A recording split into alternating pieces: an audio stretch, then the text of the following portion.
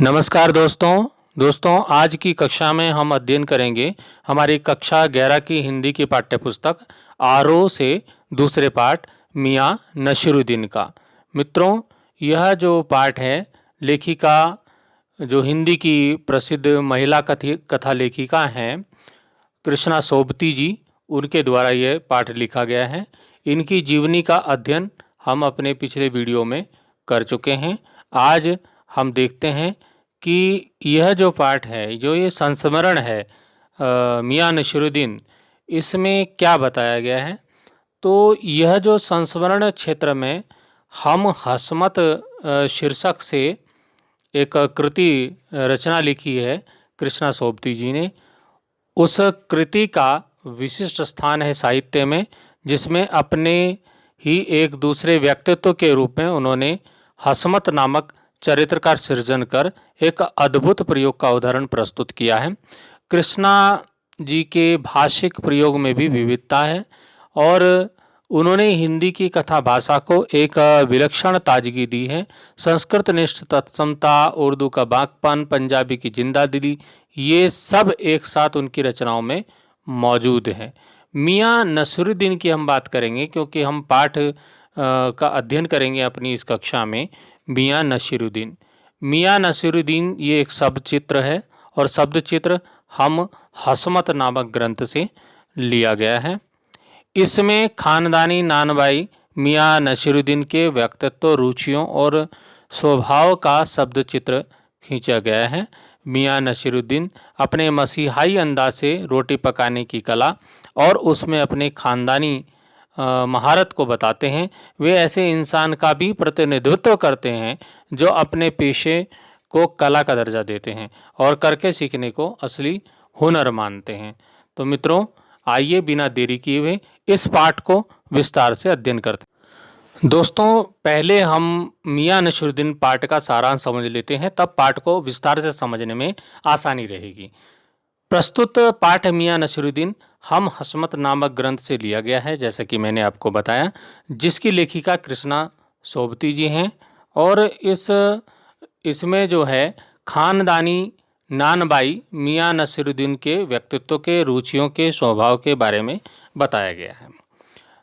नानबाई होता है रोटी बनाने वाले, जो विभिन्न प्रकार की रोटियां बनाते हैं, उनको हम नानबाई बोलते हैं। नान रोटी जो बनाते हैं उनको हम नानबाई के नाम से जानते हैं। इसमें बताया गया है कि वह किस तरह मियाँ नसीरुद्दीन को 56 तरह के रोटी पकाने की कला में महारत हासिल थी। वो अपने पेशे को कला का दर्जा देते थे, जैसे कि मैंने अभी बताया आपको। तो पाठ की शुरुआत हुई कहाँ से? लेखिका एक दोपहर को घूमती हुई जामा मस्जिद के निकट मोहल्ले में एक अंधेरी दुकान के पास आती है। तो पता चलता है कि वह दुकान खानदानी नानबाई मियाँ नसीरुद्दीन की दुकान है। उन्हें यह मालूम हुआ कि मियाँ नसीरुद्दीन 56 किस्म की रोटियां बनाने के लिए मशहूर हैं। आगे लेखिका बताती हैं कि जैसे उन्होंने अंदर झांककर देखा तो वो पाती हैं कि मियाँ नसीरुद्दीन चारपाई पर बैठे बीड़ी के मज़े ले रहे हैं, बीड़ी पी रहे हैं। उनके चेहरे से एक मंजे हुए कारीगर के तेवर साफ दिखाई दे रहे हैं। जो मंजा हुआ कारीगर, जो मतलब जो जिसको सब काम आता है, जो जिस चीज़ का कारीगर है उसको अच्छी प्रकार से वो आता है, वो मंजा हुआ कारीगर कहलाता है। और उसके चेहरे पे साफ दिखाई भी दे जाता है, क्योंकि उसको अपना काम अगर सही से आएगा तो उसके चेहरे पे अलग ही एक प्रकार का तेज होता है। तो आरंभ में तो मियाँ उन्हें ग्राहक समझ लेते हैं लेखिका को, पर उनके सवाल पूछने पर उन्हें ज्ञात हो जाता है कि वो पत्रकार हैं। मियाँ साहब उनके सवालों का जवाब देने को तैयार हो जाते हैं। लेखिका उनसे पूछती है कि आपने इतने किस्म की रोटियां बनाने की कला कहाँ से हासिल की? जवाब में मियाँ बताते हैं कि कहाँ से सीखेंगे, यह तो हमारा खानदानी पेशा ठहरा। मतलब हमारे खानदानी लोग, हमारे बाप दादा वगैरह करते रहे हैं इसको। जो भी इल्म इल्म होता है ज्ञान, नॉलेज, किसी चीज़ की शिक्षा प्राप्त होना, तो इल्म हुआ। तो उन्होंने जो भी इल्म सीखी अपने पिता से सीखी, और ये सारे हमारे बाप दादाओं का हुनर है। और लेखिका के सवाल पर मियाँ अपने बाप और दादा का नाम बताते हैं, जिससे वे मशहूर हुआ करते थे। आगे लेखिका पूछती है कि आपको इन दोनों में से किसी की नसीहत याद है, मतलब किसी ने कोई आपको सीख दी तो कोई सीख याद है? तो मियाँ साहब समझाते समझाते उनसे ही सवाल करने लग जाया करते थे, पर उनके सवाल तो लेखिका के समझ से परे होते थे। फिर मियाँ साहब उन्हें अपने लफ्ज़ों में उदाहरण देकर समझाने लगते। लेखिका फिर सवाल करती, यहाँ और भी नानबाई हैं? तो मियाँ जवाब देते हैं कि बहुत हैं, पर खानदानी कोई नहीं है। मियाँ अपने पूर्वजों के बारे में बताते हुए कहते हैं कि उनके पूर्वजों से एक बार बादशाह ने फरमाया था कि मियाँ नानबाई कुछ ऐसी चीज़ खिलाओ जो ना आग में पके ना पानी में। लेकिन लेखिका उत्सुक होकर पूछती है, क्या बनी उनसे ऐसी चीज़? मियाँ बोलते हैं, क्यों ना बनती साहिब, बनी भी, बादशाह सलामत ने खूब खाई भी और सराही भी। मतलब सराही मतलब उसकी प्रशंसा भी की, तारीफ भी की। लेखिका उनसे पूछती है कि किस बादशाह के यहाँ आपके पूर्वज काम करते थे? तो मियाँ गोलमोल जवाब दे देते हैं, क्योंकि उनको पता ही नहीं होता कि कौन से बादशाह के यहाँ काम करते थे। लेखिका उनसे उनके बच्चों के बारे में पूछना चाहती, पर मियाँ के चेहरे पर भाव देखकर उन्होंने इस बात को ना छेड़ना ही उचित समझा। मतलब वो थोड़े नाराज से दिख रहे थे, परेशान हो गए थे वो लेखिका की बातों से। बातों बातों में यह मालूम हुआ कि मियाँ अपने शागिर्दों का बहुत सम्मान करते थे और उन्हें समय पर वेतन दिया करते थे। शागिर्द मैंने जो सीखने आते हैं उनको शागिर्द कहा जाता है। मियाँ को अब इस मजमून में कोई दिलचस्पी बाकी ना रही, मतलब जो बातें हो रही थी उनमें कोई दिलचस्पी नहीं रही। जब लेखिका पूछती है कि ज़्यादातर इस भट्टी में कौन सी रोटी बनती है, भट्टी मतलब एक प्रकार का चूल्हा जिस पे वो रोटी बनाते थे, तो मियाँ पीछा छुड़ाने को बोले, बाकर खानी, शीरमाल, ताप तान, बेसनी, खमीरी, रुमाली, गाव दीदा, गाजेबान, तुनकी। आगे मियाँ मतलब इतनी सारी रोटियों के नाम बता देते हैं। आगे मियाँ कहते हैं, अब वे कदरदान नहीं रहे जो पकाने खाने की कदर किया करते थे।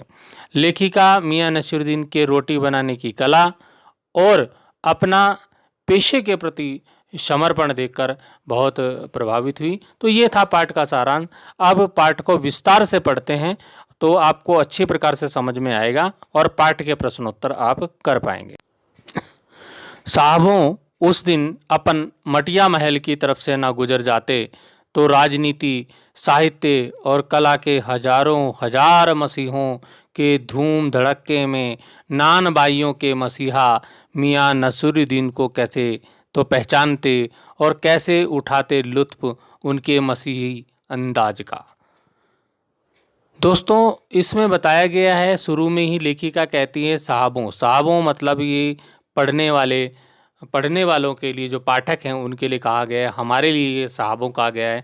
साहबों कि उस दिन अपन अपन मतलब मैं, अपने लिए कहा गया है कि मैं मटिया महल की तरफ से जो मैं गुजरी वहाँ से, और वहाँ से अगर मैं ना जाती तो हजारों हजार मसीहों के धूम धड़क्के में नान भाइयों के मसीहा जो थे मियाँ नसीरुद्दीन, उनको कैसे पहचानते और उनकी बातों का कैसे लुत्फ़ उठाते और कैसे उनके मसीही अंदाज को देखते।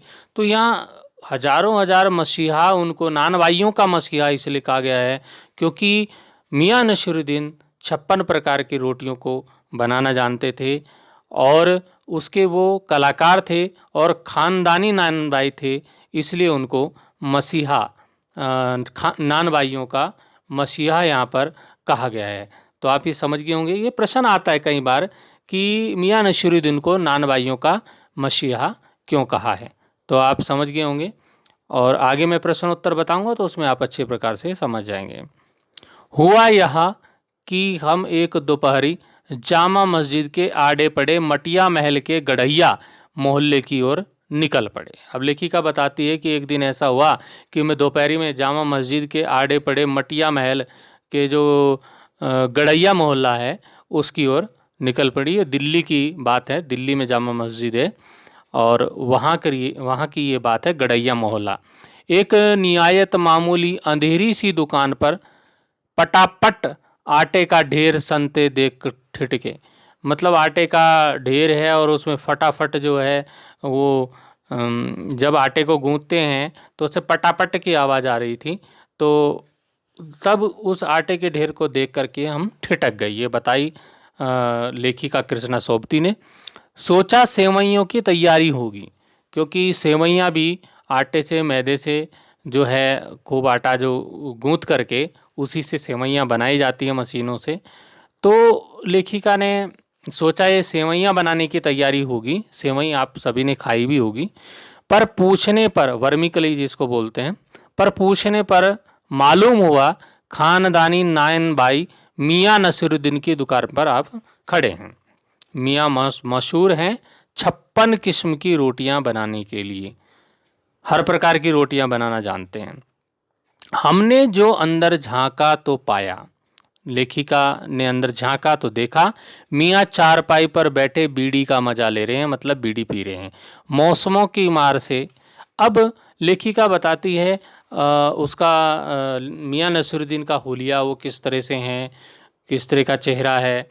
तो मौसमों की मार से पका चेहरा, आँखों में काइयाँ भोलापन और पेशानी, पेशाना मतलब पेशानी हुआ माथा मस्तक, पेशानी पर मंजे हुए कारीगर के तेवर। जो काम अच्छा सीखा हुआ कारीगर होता है उसके तेवर भी अलग प्रकार के होते हैं। वो तेवर भी लेखिका ने उसमें देखे। हमें गाहक समझ मियाँ ने नज़र उठाई। गाहक होता है ग्राहक, मतलब लेखिका कहती है मुझे उन्होंने ग्राहक समझ लिया कि कोई रोटी खरीदने वाला आया होगा।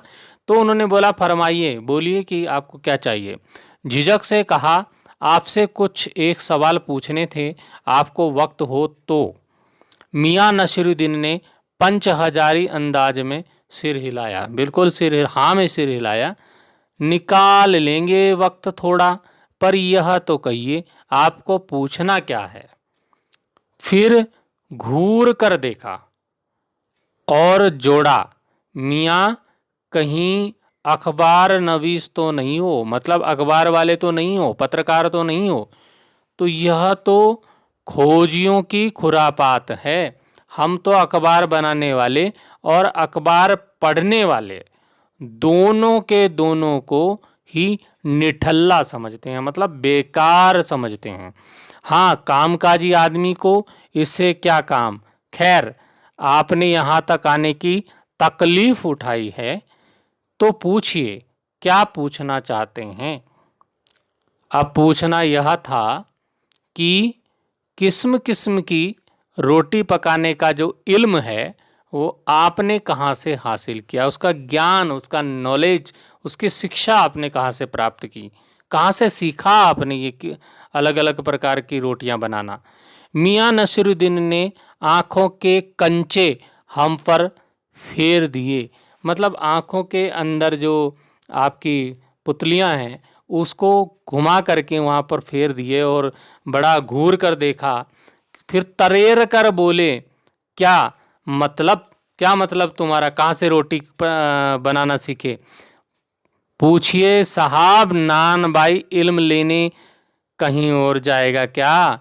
क्या नगीना साज के पास, क्या आईना साज के पास, क्या मतलब कहने का मतलब कि क्या वो नगीना बनाने वाले के पास जाएगा, क्या वो आईना बनाने वाले के पास जाएगा, क्या मीना साज के पास जाएगा, या रफू करने वाले के पास जाएगा, रंगरेज करने के पास जाएगा, या तेली तंबोली के पास जाएगा सीखने। भाई नान भाई है तो नान भाई से ही सीखेगा। क्या फरमा दिया साहब, यह तो हमारा खानदानी पेशा ठहरा, ये तो हमारा खानदानी रोजगार है। और हाँ, इल्म की बात पूछिए तो जो कुछ भी सीखा, जो कुछ भी रोटी बनाना मैंने सीखा, जो एक ज्ञान मुझे प्राप्त हुआ, नॉलेज मैंने ली इसकी, तो अपने वालिद, वालिद उस्ताद से ही ली। वालिद होता है पिताजी को बोलते हैं वालिद। वालिद उस्ताद हुआ गुरु। तो मतलब अपने पिताजी को ही उस्ताद माना, वालिद अपने पिताजी को उस्ताद माना, गुरु माना। उन्हीं से मैंने ये इसकी शिक्षा, इसका इल्म प्राप्त किया। मतलब यह कि हम घर से ना निकले तो कोई पेशा अख्तियार करेंगे जो बाप दादा का हुनर था वहीं उनसे पाया और वालिद मरहूम के उठ जाने पर आ बैठे उन्हीं के ठिए पर। कहने का मतलब मैंने बाप दादा से जो बाप दादा मेरे करते थे उसी को सीखा, उसी काम को मैंने सीखा और उनसे पाया, उसी को सीख करके मैं कुछ सीख पाया और अपने वालिद, अपने पिताजी मरहूम मतलब जो स्वर्गीय पिताजी जो उनके चले गए, उठ जाने के बाद मतलब जब वो दुनिया से चले गए तो उन्हीं के ठिए पर, उन्हीं की दुकान पर जहाँ पर आकर के हम बैठ गए। आपके वालिद, अब लेखिका ने पूछा आपके वालिद, वालिद मतलब आपके पिता। मियाँ नसीरुद्दीन की आंखें लम्हा भर को किसी भट्टी में गुम हो गई। सोचने लगे वो अपने पिताजी के बारे में, लगा गहरी सोच में है। फिर सिर हिलाया, हाँ क्या आंखों के आगे चेहरा जिंदा हो गया। हाँ, हमारे वालिद साहब मशहूर थे। उनका नाम था मियाँ बरकत शाही नानबाई, गढ़ैया वाले के नाम से मशहूर थे। और उनके वालिद यानी कि हमारे जो दादा साहिब थे आला नानबाई मियाँ कल्लन, आपको इन दोनों में से किसी किसी की कोई नसीहत याद हो? लेखिका ने पूछा कि आपने पिताजी का नाम भी बताया, दादा का नाम भी बताया, इनमें से किसी की नसीहत, किसी ने कोई सीख दी हो तो तुम्हें याद है आपको? अब बोले नानबाई साहब, मियाँ नसीरुद्दीन जी बोले, नसीहत काहे की मियाँ, काम करने से आता है नसीहतों से नहीं। जो काम होता है वो करने से आता है, नसीहत से कोई नसीहत दे, सीख दे, उससे काम नहीं आता, काम करना पड़ता है। जब उसको प्रैक्टिकली करोगे तभी आप सीख पाओगे। हाँ, वजह फरमाया, पर यह तो बताइए ही बताइए कि जब आप, वजह फरमाया मतलब ठीक बोला, मियाँ नसरुद्दीन ने ठीक बोला, ये लेखिका बताती हैं। लेकिन फिर भी लेखिका कहती है यह तो बताइए ही बताइए कि जब आप अपने भट्टी की ओर इशारा किया लेखिका ने कि जब आप अपने इस काम पर लगे तो वालिद साहिब ने सीख के तौर पर कुछ तो कहा होगा। तो नसीरुद्दीन ने जल्दी जल्दी दो तीन कस खींचे। काय के कस खींचे? बीड़ी के, क्योंकि वो बीड़ी के मजे ले रहे थे। बीड़ी के कस खींचे, फिर गला साफ किया ऐसे करके, है ना, और बड़े अंदाज से बोले, अगर आपको कुछ कहलवाना ही है तो बताए दिए देते हैं। आप जानो, जब बच्चा उस्ताद के यहाँ पढ़ने बैठता है तो उस्ताद कहता है कह अलिफ, बच्चा कहता है अलिफ। कह बे, बच्चा कहता है बे। कह जीम, बच्चा कहता है जीम। अब ये जो यहाँ पर लेखिका ने लिखे हैं ये उर्दू के वर्ड हैं, अलिफ बे जीम। जैसे कि आप अंग्रेजी में समझ लीजिए ए बी सी, या हिंदी में समझ लीजिए आप क ख ग, जो भी है। तो ऐसे ही उर्दू के ये लफ्ज़ हैं जो कि उन्होंने कहा कि जब उस्ताद के पास कोई जाता है तो गुरु, उस्ताद कहता है ये बोल, तो बच्चा भी वही वही कहता है। तो इस बीच उस्ताद जोर का एक हाथ सिर पर धरता है और शागिर्द चुपचाप परवान करता है, समझे साहिब, एक तो पढ़ाई ऐसी, और दूसरी बात बीच में छोड़ सामने से गुजरते मीर साहिब की को आवाज़ दे डालते हैं मियाँ नसीरुद्दीन, कहो भाई मीर साहिब, सुबह न आना हुआ, पर क्यों? मतलब बीच बीच में वो बात भी काट करके दूसरी बात को ले आते हैं मियाँ नसीरुद्दीन। मीर साहिब ने सिर हिलाया, मियाँ अभी लौट के आते हैं तो बतावेंगे कि सुबह क्यों नहीं आए।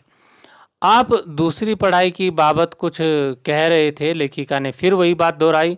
इस बार मियाँ नसीरुद्दीन ने यूं सिर हिलाया कि जैसे सुकरात हों, बड़े दार्शनिक हों, और बोले, हाँ, एक दूसरी पढ़ाई भी होती है।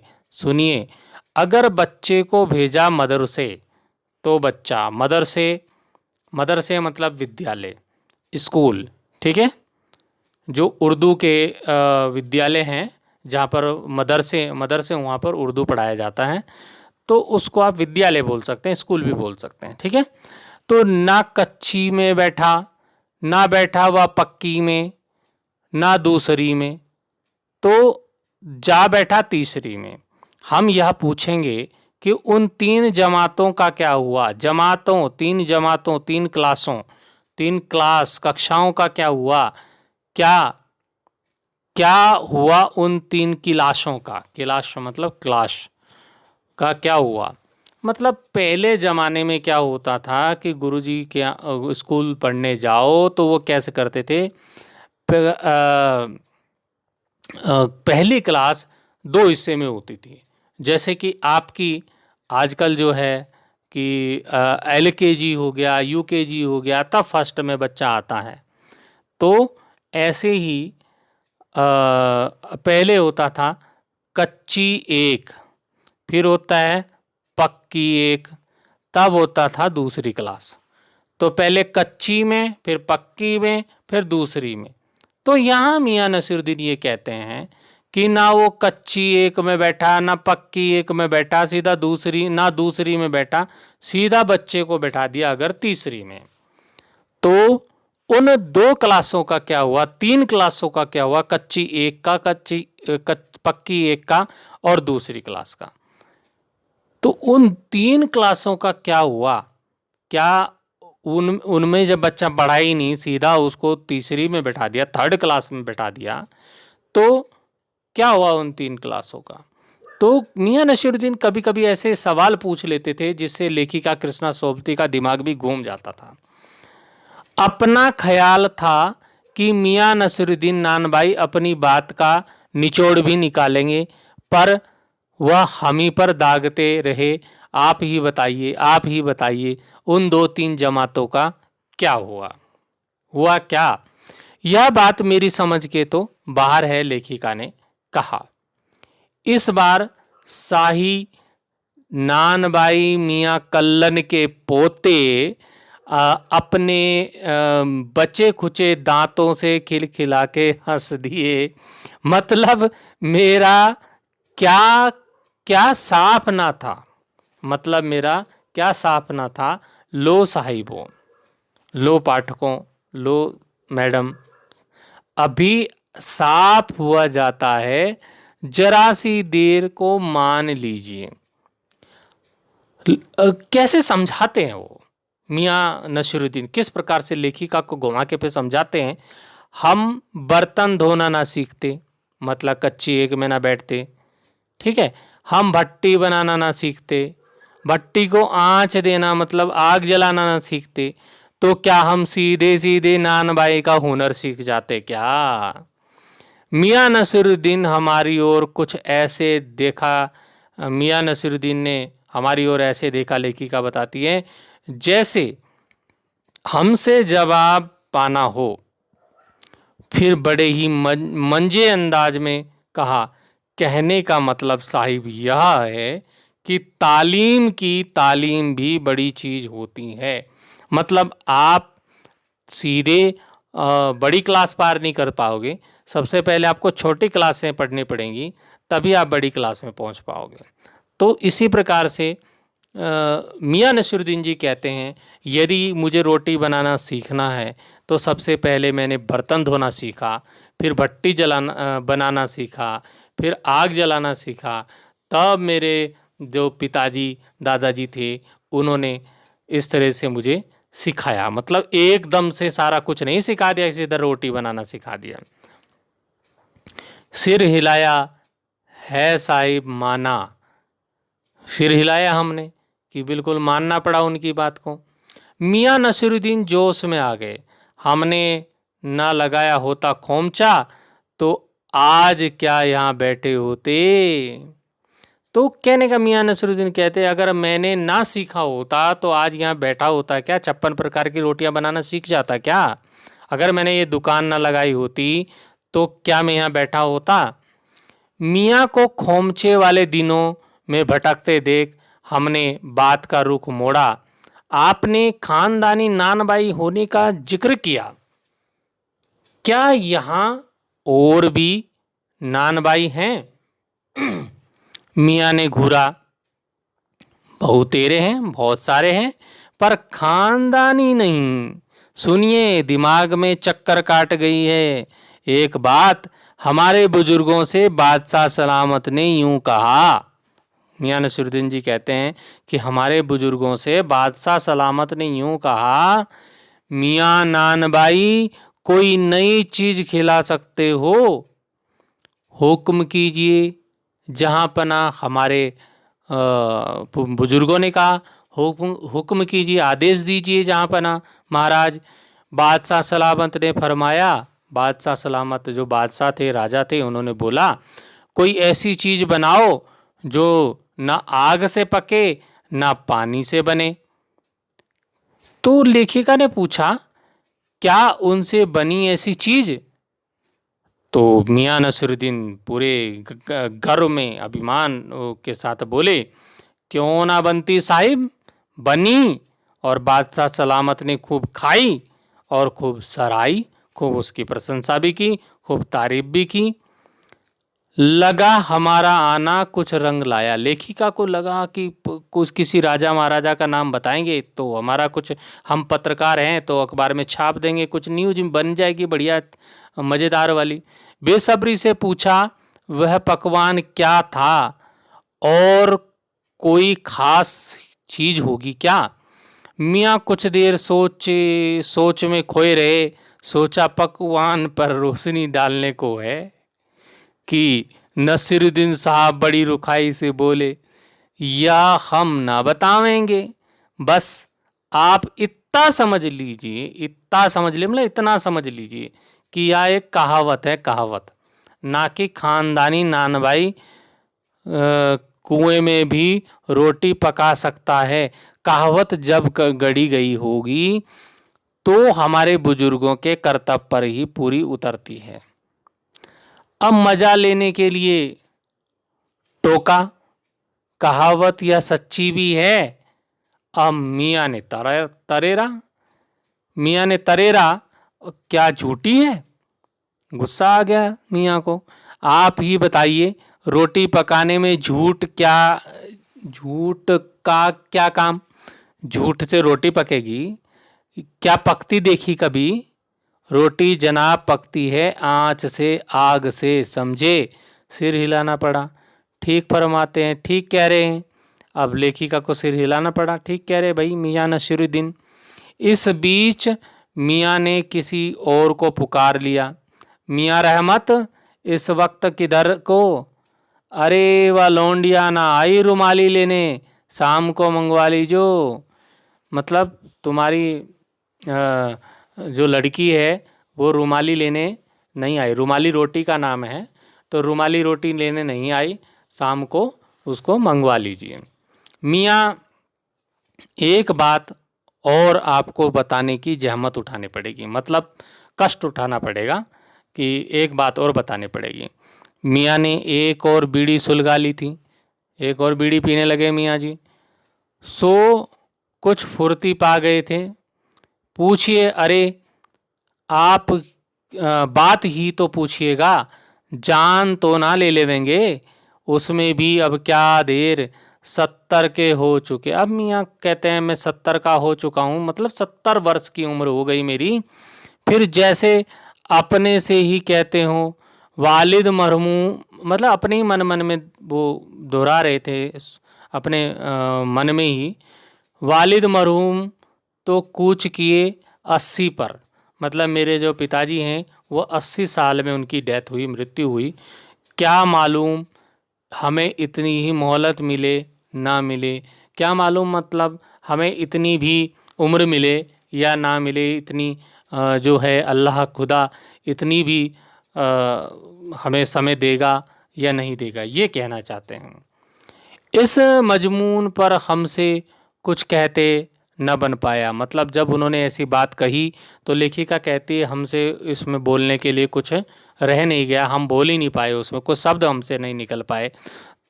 तो कहा अभी यही जानना था कि आपके बुजुर्गों ने शाही बावर्ची खाने में तो काम किया ही होगा। मियाँ ने बेरुखी से टोका, वह बात तो पहले हो चुकी ना, अब दोबारा उसको क्यों पूछ रहे हो तो चुकी साहिब, पर जानना यह था कि दिल्ली के किस बादशाह के यहाँ आपके बुजुर्ग काम किया करते थे। फिर वही बात छेड़ दी। अब मियाँ को कहाँ पता था किसके यहाँ काम करते थे, तो कहावत थी। तो बोले अजी साहिब, क्यों बाल की खाल निकालने पर तुले हैं? कह दिया ना कि बादशाह के यहाँ काम करते थे, सो क्या काफ़ी नहीं है? हम खिसियानी हंसी हंसे, छुप छुप के हंसे। है तो काफ़ी, पर जरा नाम लेते तो उसे वक्त से मिला लेते। वक्त से मिला लेते खूब, पर किसे मिलाते जनाब आप वक्त से? मियाँ हंसे, जैसे हमारी खिल्ली उड़ाते हैं, मतलब हंसी उड़ाते हैं। वक्त से वक्त को किसी ने मिलाया है आज तक? खैर पूछिए, किसका नाम जानना चाहते हैं? दिल्ली के बादशाह का ही ना। उनका नाम कौन नहीं जानता, जहां पनाह बादशाह सलामत ही ना। कौन से? बहादुर शाह जफर की? मियाँ ने खींच कर कहा। फिर अलट पलट के वही बात, लिख लीजिए बस यही नाम। आपको कौन बादशाह के नाम चिट्ठी रुक्का भेजना है कि डाक खाने वालों के लिए सही नाम पता जरूरी है? हमें बिटर बिटर अपनी तरफ देखते पाया और फिर सिर हिला, अपने कारीगर से बोले, अरे ओ बब्बन मियाँ, भट्टी सुलगा दो, काम तो काम से निपटें। यह बब्बन मियाँ कौन है साहिब? हमने पूछ लिया। मियाँ ने रुखाई से जैसे फांक ही काट दी हो। अपने कारीगर और कौन होंगे? बब्बन मियाँ मतलब अपने कारीगर हैं जो काम करते हैं वहाँ, सहायक जो होते हैं वो हैं। मन में आया पूछ लें आपके बेटे बेटियां हैं, पर मियाँ नसीरुद्दीन के चेहरे पर किसी दबे हुए अंधड़ के आसार देख यह मजमून न छेड़ने का फैसला किया। मतलब ये बात ना छेड़ने का फैसला किया। इतना ही कहा, ये कारीगर लोग आपकी शागिर्दी करते हैं। खाली शागिर्दी ही नहीं साहिब, गिन के मजूरी देता हूँ। 2 रुपये मन आटे की मजूरी, 4 रुपये मन मैदे की मजूरी। हाँ, तो जब लेखिका ने पूछा कि ये जो शागिर्द लोग हैं जो तुम्हारे शिष्य हैं, शागिर्द मतलब शिष्य या चेले, तो ये आपकी मतलब शागिर्दी करते हैं, मतलब ये सेवा करते हैं। तो मियाँ नसीरुद्दीन कहते हैं कि गिन के मजदूरी में इनको देता हूँ, पैसे देता हूँ इनको, मतलब इनको सिखाता भी हूँ और इनको पैसे भी देता हूँ। 2 रुपये मन, बहुत पुराना ज़माने की ये है। तो 2 रुपये एक मन आटा, एक मन आटा जो है वो लगभग 40 kg। तो एक मन आटा, 40 किलो आटा ये गूँथते हैं तो 2 रुपये इनको मिलते हैं। और इतना ही एक मन अगर मैदा गूँथेंगे तो उसके 4 रुपये में देता हूँ। ज़्यादातर भट्टी पर कौन सी रोटियां पका करती हैं? लेखिका ने पूछा। मियाँ को अब तक इस मजमून में मतलब इस बात में कोई दिलचस्पी बाकी ना रही थी। फिर भी हमसे छुटकारा पाने को बोले। बहुत सारी रोटियों के नाम बोले। यहाँ पे रोटियों के नाम हैं, ये आप देख लीजिए। बाकर खानी, सिरमाल, तापतान, बेसनी, खमीरी, रुमाली, गाव दीदा, गाजेबान, तुनकी, मतलब इतनी सारी रोटियों के नाम बता दिए। फिर तेवर चढ़ा, हमें घूर कर देखा कि काम तो करने ही नहीं दे रहे हैं। तुनकी पापड़ से ज़्यादा महीन होती है। महीन मतलब जो पापड़ होता है उससे भी बारीक पतली रोटी जो होती है उसको बोलते हैं तुन की रोटी। हाँ, किसी दिन खिलाएंगे आपको। एकाएक मियाँ की आंखों के आगे कुछ कौंध गया। एक लंबी सांस भरी और किसी गुमशुदा याद को ताज़ा करने को कहा। उतर गए वे ज़माने में, पुराने ज़माने को याद करने लग गए। और गए वे कद्रदान बोलने लगे, गए वे कद्रदान जो पकाने खाने की कद्र करना जानते थे, पकाने खाने की इज्जत करना जानते थे। मियाँ अब क्या रखा है, निकाली तंदूर से निगली और हजम।